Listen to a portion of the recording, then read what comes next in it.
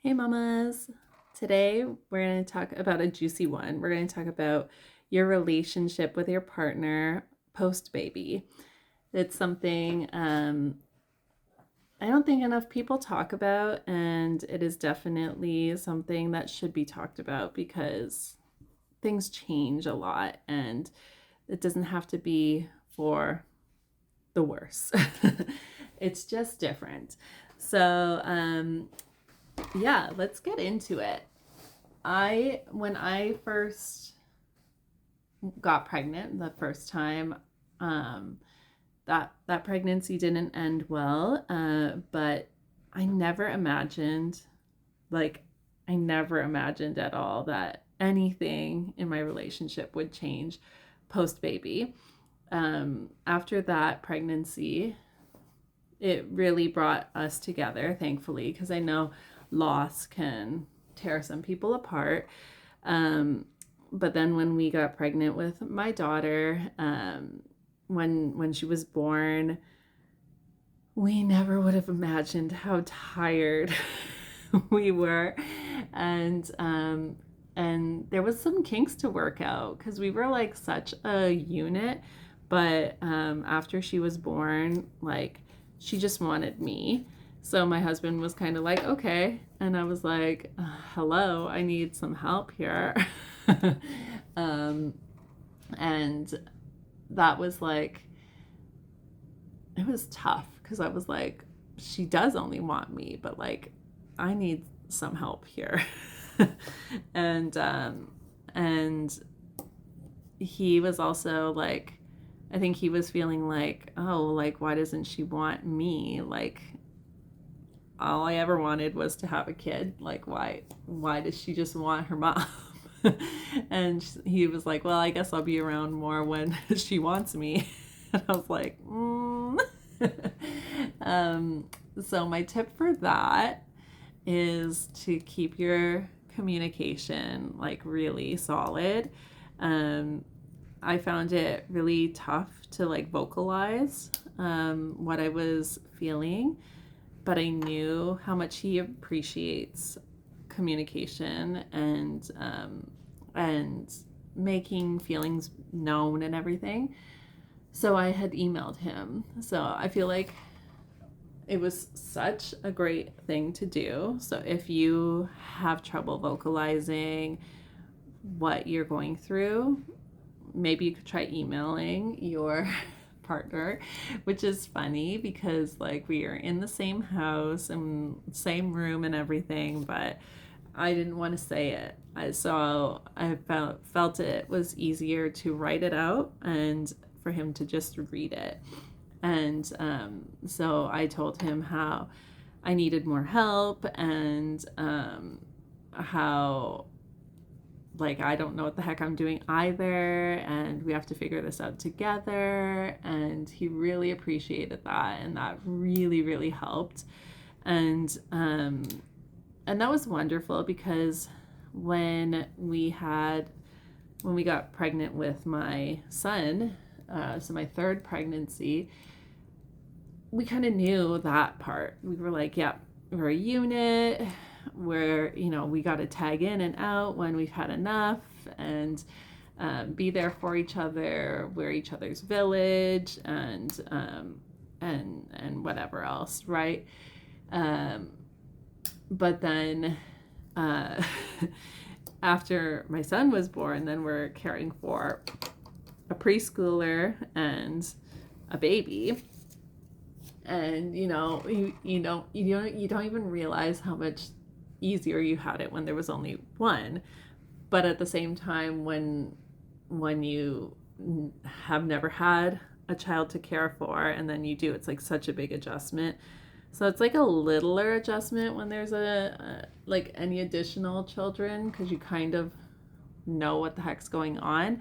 But every time you add a child to your household, that's the most children you've ever had, right?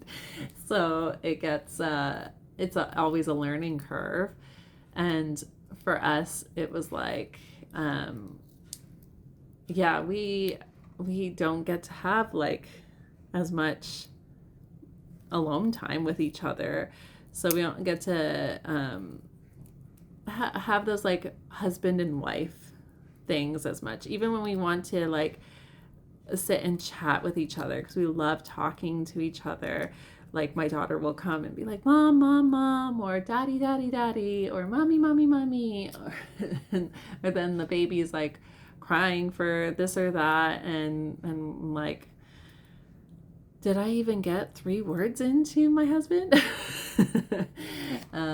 So my tip for that phase, when you're like, yeah, this is like completely different, is there's 2 tips for that.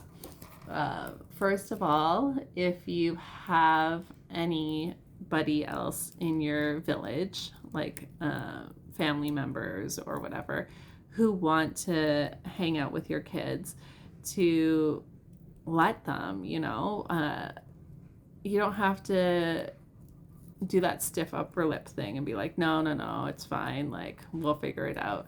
If they want to hang out with your kids, like my mother-in-law would always be like, drop off the kids and go see a movie. And we're like, well, we don't really want to see a movie.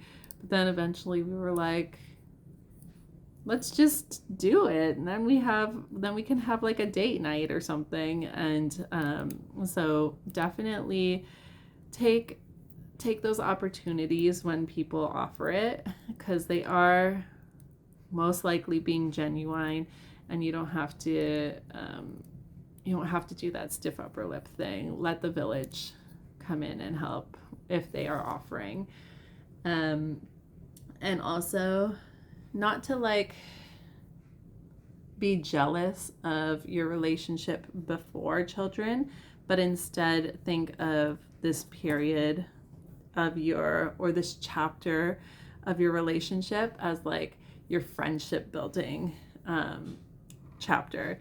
So you might not be able to do like the romance or the intimacy stuff as you did before, but you can still build your relationship. And it's great if your partner is your best friend, and even best friend relationships always need fostering. So if you take this time, this chapter of your relationship to just like become even better super best friends, then that really, really helps ease the absence of the other stuff that you were used to maybe beforehand.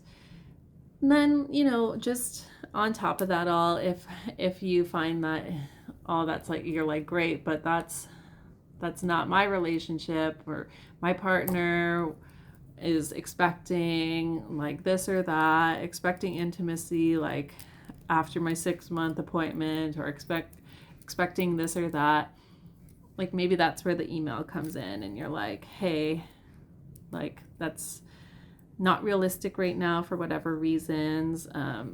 Don't feel forced into stuff like that, especially if like your schedule is just not allowing it, or if you have like multiple children and you're like, and there's like no chance that you're like, oh yeah, I can find enough time to do anything like that.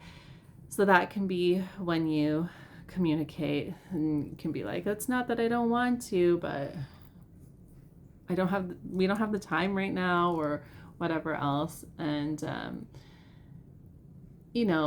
keeping the communication open is like the number one thing, and being like, I love you, I really care for you, I still want all those things, but we have the rest of our lives together, so we don't have to try to jam it all in right now. Let's